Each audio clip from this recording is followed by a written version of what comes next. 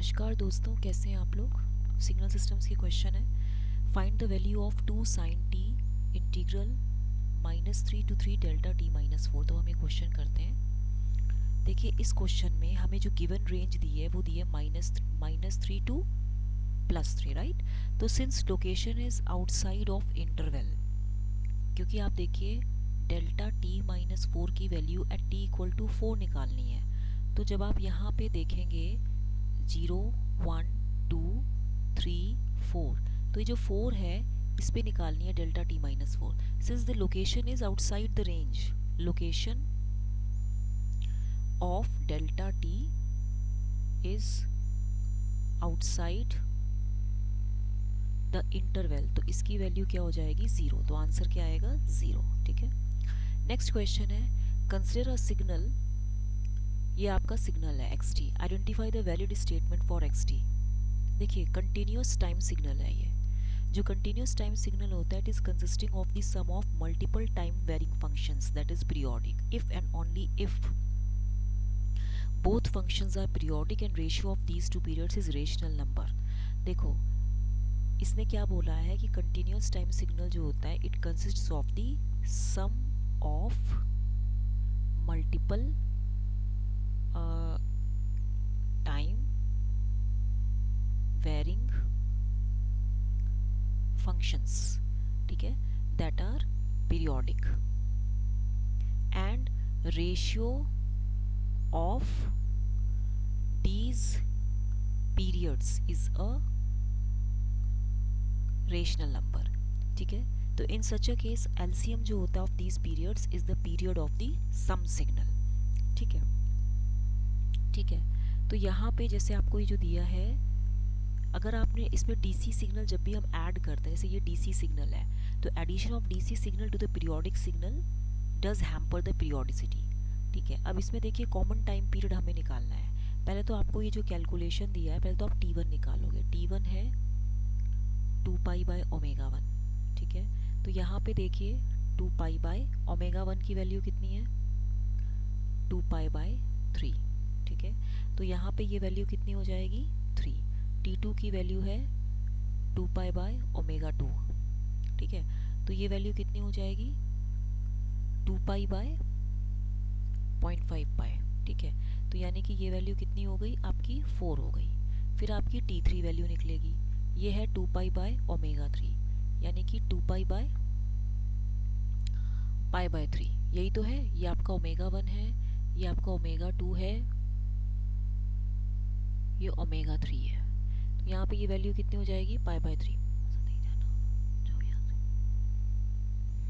ठीक है।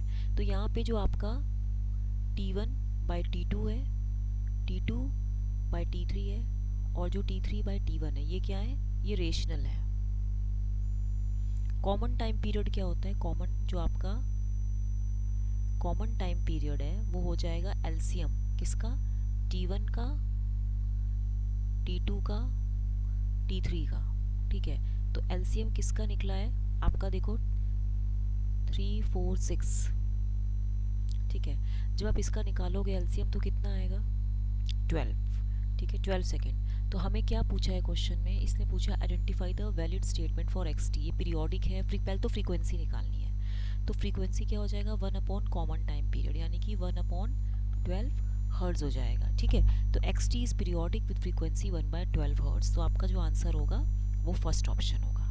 Next question है what is the fundamental period of this much. देखिए ये फॉर डिस्क्रीट टाइम सिग्नल, जो आपका डिस्क्रीट टाइम सिग्नल है x of n is equal to e to the power j omega naught n। This signal will be periodic. ये signal periodic कब होगा, if the ratio omega naught by 2π, ये ratio आपका rational number होगा। तो fundamental period जो होगा आपका, जो आपका फंडामेंटल पीरियड होगा that will be equal to 2π/ω0 into n। n क्या है आपका, मिनिमम वैल्यू है for which above becomes an integer। अब ये जो वैल्यू है आपके, इसमें ओमेगा नॉट कितना दिया e(j)ω0 n। तो यहाँ पे ओमेगा नॉट क्या है 3π/5। ठीक है।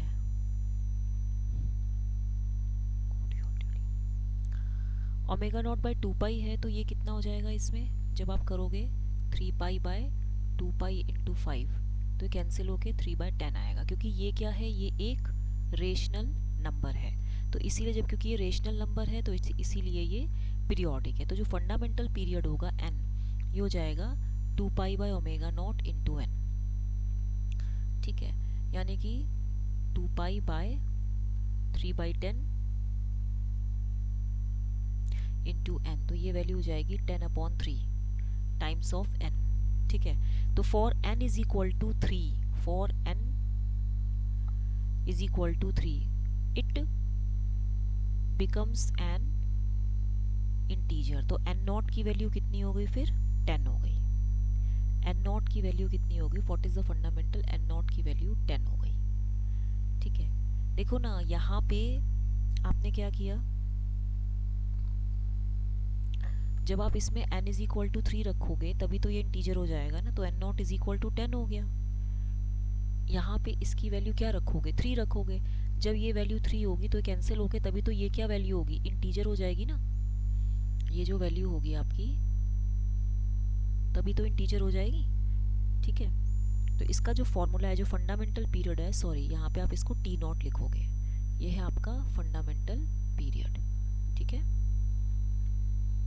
नेक्स्ट क्वेश्चन है, what is the even part of the signal xt is equal to 2 plus cos t. देखिए आपको मालूम होगा जो इवन पार्ट होता है सिग्नल का वो होता है, even part of the signal is x of even t is equal to xt plus x of minus t upon 2। ठीक है, और जब ये है तो आप देखिए x इवन t वो कितना हो जाएगा, 2 plus cos T and plus 2 minus cos T. ठीक है, तो दिस अपॉन 2 हो जाएगा, मतलब ये प्लस है और यहाँ हमने ब्रैकेट लगा लिया। ओह शिट, सॉरी, यहाँ पे रुकिए, इसमें कुछ गड़बड़ हो गई है, रुकिए, यहाँ पे आपको मैंने लिखा, ठीक है, 2 प्लस माइनस कॉस टी।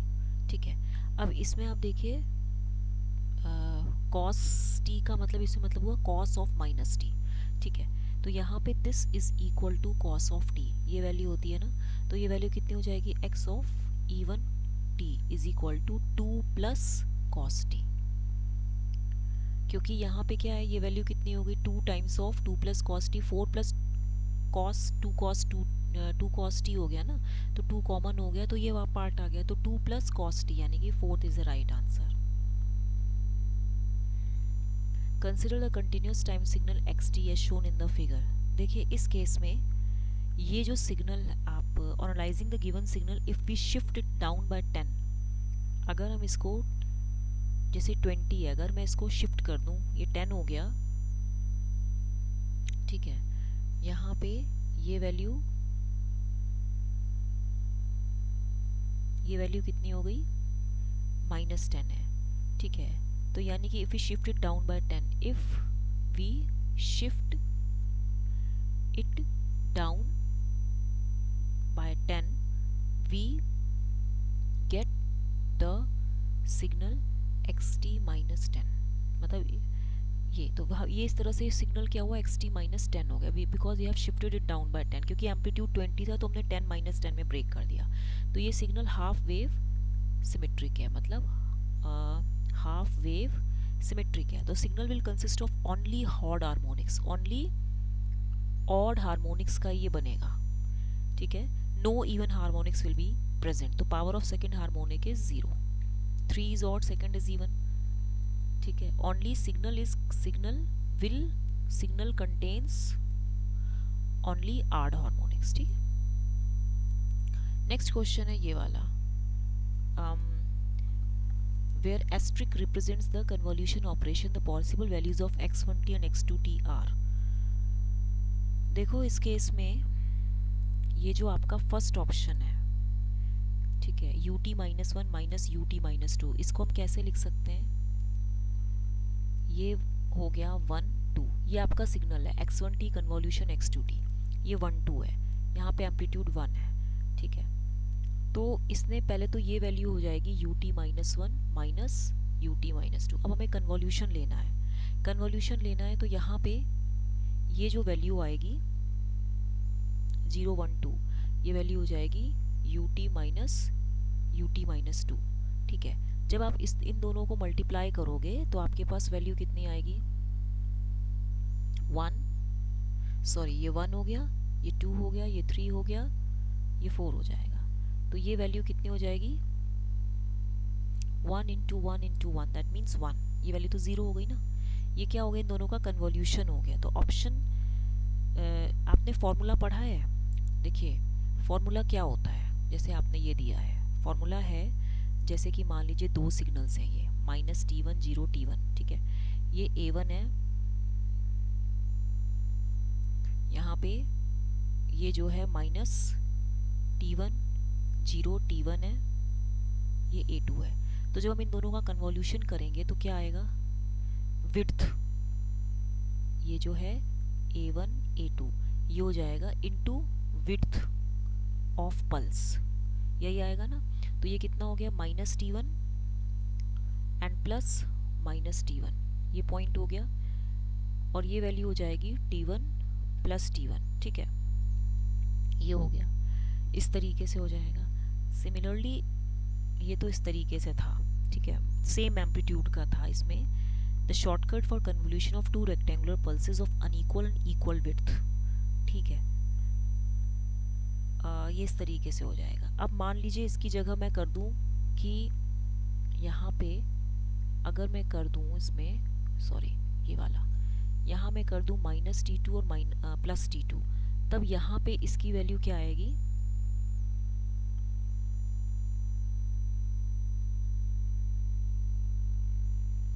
ठीक है,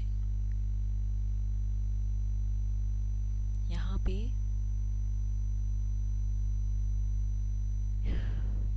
ये जो वैल्यू होगी वो क्या हो जाएगी T1 प्लस T2, और ये जो वैल्यू हो जाएगी ये हो जाएगी माइनस T1 माइनस T2। तो ये जो इतना एम्पलीट्यूड है ये हो जाएगा ट्वाइस T1 का, और ये जो इतना एम्पलीट्यूड होगा आपका ट्वाइस T2 का। तो यहाँ पे A1 A2 into width of small pulse, ये है आपका convolution of two unequal pulses, convolution of two rectangular pulses of unequal widths हो गई, अनइक्वल विड्थ्स हो गई, ठीक है। तो अब यहाँ पे ये क्वेश्चन है, अब यहाँ पे इसने बोला है कि इसका the possible values x1t x2t की क्या होनी चाहिए। अब दूसरे केस में अगर आप देखो, अगर आपको जैसे ये वाला देखना है ऑप्शन 3 एंड फोर्थ ऑप्शन क्या है इसमें, फोर्थ ऑप्शन मैं लिख देती हूँ, फोर्थ ऑप्शन है x1t is equal to u t minus 1 minus u t minus 2 and x2t is equal to u t minus 2 ut, ठीक है। अब इस केस में मैं यहाँ पे आपको इधर समझा देती हूँ, रुकिए। इस केस में क्या हो रहा है कि यहाँ पे u 2t minus 2 u t minus 1, यहाँ पे ये जो वैल्यू है ये 0 है, ये 2 है, एंड यहाँ पे ये 0 है, ये 1 है, ठीक है, ये ठीक है। तो यहाँ पे जब आप इन दोनों को मल्टीप्लाई करोगे 0 1 2, ठीक है, तो ये इस तरीके से हो गया। तो this is the same as, this is same as u t minus u t minus 2, यही मतलब हुआ इसका। एक मिनट, sorry, this is same as u t minus 1 minus u t minus 2। Similarly जो सिग्नल आपका है, मान लीजिए जो आपका सिग्नल है u2 minus t into ut, इसको हम कैसे रीड्रॉ कर सकते हैं, 0 2 इंटू यहाँ पे ये 0 हो गया, तो ये वैल्यू कितनी हो जाएगी 0 2 तो ये वैल्यू हो जाएगी ut माइनस 2। ठीक है, तो ये हो जाएगा। तो शॉर्टकट क्या है इसका कि yt is equal to x1t into x2t, या कन्वोल्यूशन ले लो तो एरिया जो होगा yt का, this is equal to area of x1 into area of x2t। Right answer ये निकालने का है। तो यहाँ पे जो आपने ये भी देखा है कि कहाँ गया, रुकिए, हाँ ये क्वेश्चन था ना इसमें, ये वाला 1-2 इस क्वेश्चन में कि हाँ ये वाला, तो इसका क्या आंसर आएगा इस केस में, जो इसमें जो इसका आंसर आएगा वो होगा 134। ठीक है, क्योंकि हमने क्यों ऐसे हो रहा है, क्योंकि इसने बोला है कि the only difference between signals in options A C D, जो आपने भी, ठीक है, ये जो आपके ऑप्शंस हैं, it is of representation else they depict the same form information. The convolution of signals in option 1, 3, 4 will give the same results. ut2 minus 2 जैसे ये था u2 minus t, तो मैं इसको कैसे रिप्रेजेंट कर सकती हूँ 0 2। ठीक है, ut minus 1 ऐसे हो गया। ठीक है, तो जब इनको आप कन्वॉल्यूट करोगे तो ये वैल्यू ऐसे आएगी 1 2। ठीक है, इस तरीके से आएगी, तो इसीलिए इसका जो आंसर होगा 1 3 एंड 4 होगा। अच्छा, नेक्स्ट क्वेश्चन देखिए, ये वाला है, what is the convolution integral ct for a system with input xt and impulse response ht। देखिए, by using the impulse response of the system, convolution can be used to calculate a system zero state response, that is the response with zero initial conditions to an arbitrary input। तो यहाँ पे देखिए yt is equal to xt convolution ht is equal to integral minus infinity to infinity x tau h t minus tau। तो यानी कि जो आपका ut convolution ut है, this is equal to rt। ठीक है, तो गिवन सिग्नल्स जो आपको दिए हैं जैसे ut minus 1 minus ut minus 3 and ht दिया ut माइनस 2, तो इसको कैसे करेंगे, इसके लिए मैं आपको इधर बताती हूँ। आंसर कौन सा है, देखिए इसके लिए ना मैं यहीं बता देती हूँ। जैसे ये आपका हो गया xt, अगर xt को रिप्रेजेंट करना है तो ये वैल्यू हो जाएगी xt, ये 0 है, ये 1 है। ठीक है, ये 1 है, ये 3 है। ठीक है, इसको जब आप कन्वॉल्यूट करोगे ht के साथ तो ये वैल्यू कितनी हो जाएगी, क्या दिया है इसने ut माइनस 2, तो 0 1 2। ठीक है, तो ये t हो जाएगा, ये हो जाएगा ht। तो यहाँ पे देखो जो आपका आउटपुट निकलेगा ct वो xt कन्वॉल्यूशन ht हो जाएगा। तो ये वैल्यू कितनी हो गई ut minus 1 minus ut minus 3 into ये वैल्यू हो जाएगी ut माइनस 2। ठीक है, अब जब आप इसमें ये निकालोगे तो ये वैल्यू जब इसको आप मल्टीप्लाई करोगे तो कैसे होगा, ut माइनस 1 को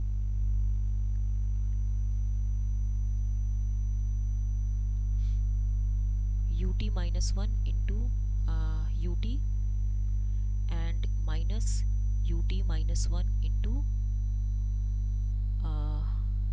ut माइनस 2, एक तो ये हो गया, फिर minus ut minus 3 into ut, minus minus is plus, then ut minus 3 into ut minus 2, यही होगा। तो ct कितना होगा, जब भी 2 यूनिट स्टेप का आप कन्वॉल्यूशन करते हैं तो रैम्प फंक्शन आता है, तो ये वैल्यू हो जाएगी rt minus 1 minus rt minus 3,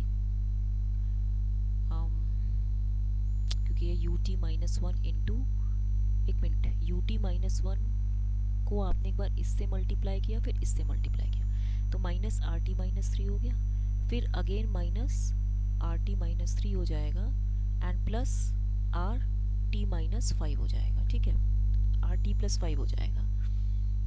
ठीक है, तो यहाँ पे जो ct हो जाएगा ये वैल्यू हो जाएगी rt minus 1 and minus twice rt minus 3 and plus rt plus 5। तो आउटपुट सिग्नल आपका कैसे निकलेगा, आउटपुट सिग्नल जो आपका आएगा वो कुछ ऐसा आएगा। जैसे आपने देखा 0 1 3 5, तो यहाँ पे ये वैल्यू t माइनस 1 हो जाएगी और ये वैल्यू 5 माइनस टी हो जाएगी। ये जो वैल्यू है ये एम्पलीट्यूड इसका 2 होगा। ट्वाइस आर टी माइनस 3 है तो ये आर टी माइनस 3 हो गई, फिर R T minus 1 minus twice R T minus 3 plus R T plus 5। ठीक है, ये इस तरीके से हो जाएगी। ठीक है, तो इसमें जो सी टी वैल्यू होगी, इसका जो ऑप्शन होगा वो आएगा आपका फर्स्ट ऑप्शन, ये वाला। देखिए ना, इसमें देखो सी टी जो है 0 है, c t is equal to 0 for t less than 1। फिर इसमें टी माइनस 1 है for 1 less than equal to t less than 3। ठीक है, फिर उसके बाद 5 माइनस टी है, 3 less than equal to t less than 5 हो गया। फिर 0 है, फिर t greater than equal to 5 हो गया। तो इसलिए इसका फर्स्ट ऑप्शन सही है, मैंने बता दिया ना आपको। नेक्स्ट क्वेश्चन है, the waveform of xt is shown below the value of x 1.75 of signal x minus 4t plus 10। देखिए इस क्वेश्चन में क्या करना है, ये सिग्नल है, जब हम इसमें शिफ्ट ऑपरेशन लगाएंगे xt प्लस 10, क्योंकि यहाँ पे ये दिया हुआ है, तो ये वैल्यू कैसे हो जाएगी, माइनस 10 हो जाएगा। फिर उसके बाद देखिए 2 माइनस 10 तो माइनस 8 हो गया, फिर 4 माइनस 10 तो माइनस 6 हो गया, फिर 6 माइनस 10 तो माइनस 4 हो गया। तो यहाँ पे ये कुछ ऐसे होगा, ऐसे, फिर ऐसे, फिर ऐसे, फिर ये हो जाएगा। तो ये x t प्लस 10 हो जाएगा, t हो गया और ये 5 हो गया। ये हमने किया इसमें शिफ्ट ऑपरेशन। ठीक है, उसके बाद हम क्या करेंगे,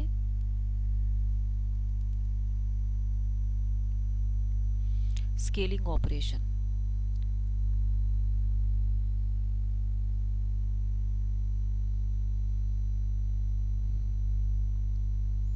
x ऑफ 4t प्लस 10, यही करना है ना। तो इस केस में यहाँ पे स्केलिंग में क्या हो जाएगा, माइनस 10, ये कुछ ऐसे आएगा, मतलब माइनस 10/4, फिर माइनस 6/4, फिर 4/4, फिर ये 5 हो जाएगा, फिर ये 10 हो जाएगा, फिर यहाँ पे ये t हो जाएगा। तो जब हम इसमें टाइम रिवर्सल लगाएंगे, जब हम इसमें उसके बाद टाइम रिवर्सल प्रॉपर्टी लगाएंगे, मतलब x of minus 4t plus 10, तो ये उस साइड चला जाएगा। उस साइड मतलब कि ये कुछ ऐसे चला जाएगा,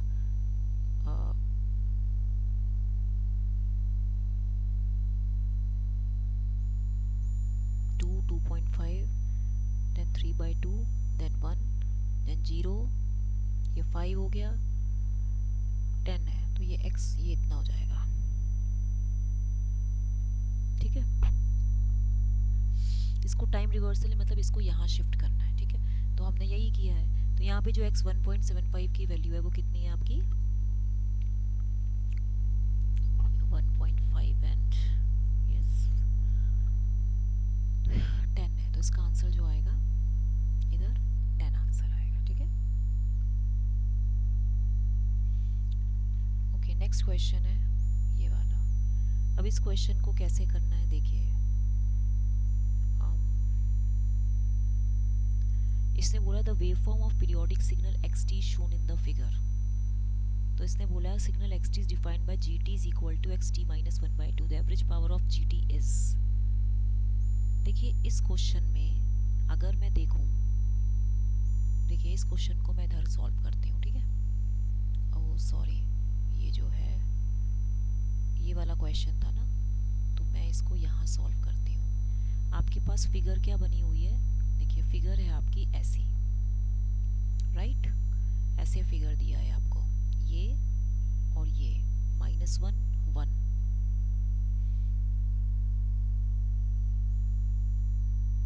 टू 3 4।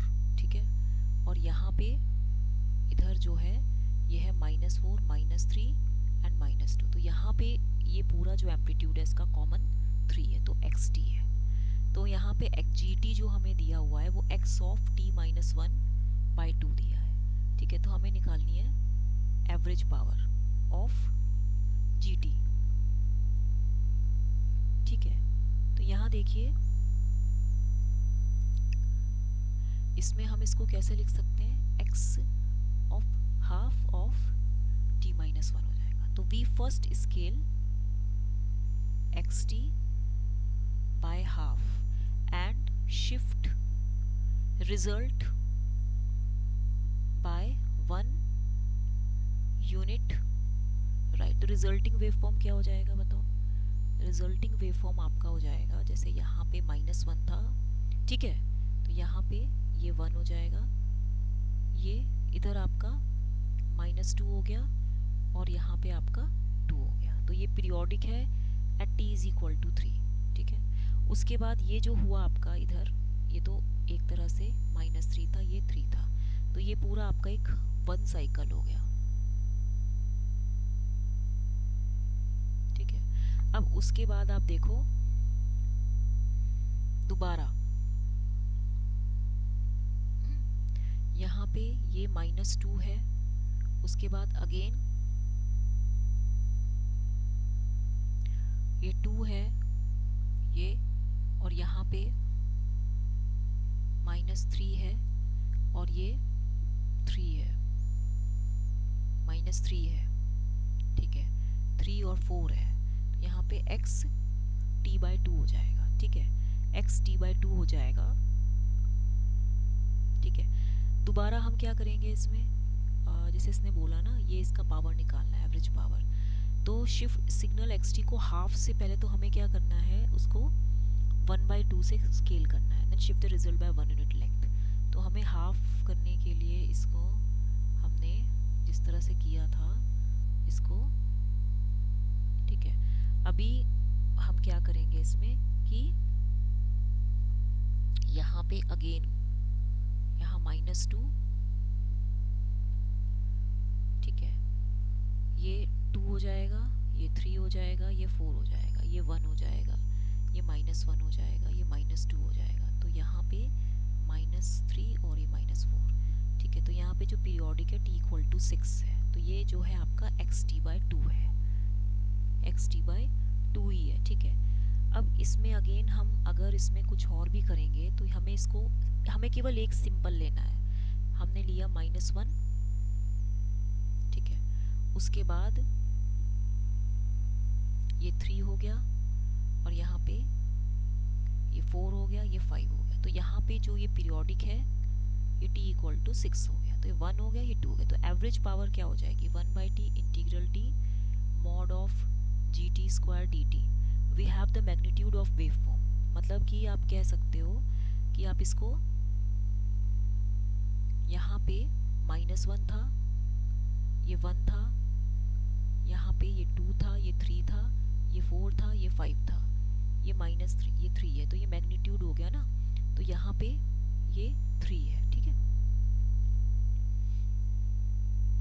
ठीक है। अब इसमें हम क्या करेंगे, taking the sample period -3 less than equal to t less than equal to 3, तो जो एवरेज पावर होगी वो होगी 1/6 integral -3 to 3 magnitude of gt² dt, ठीक है।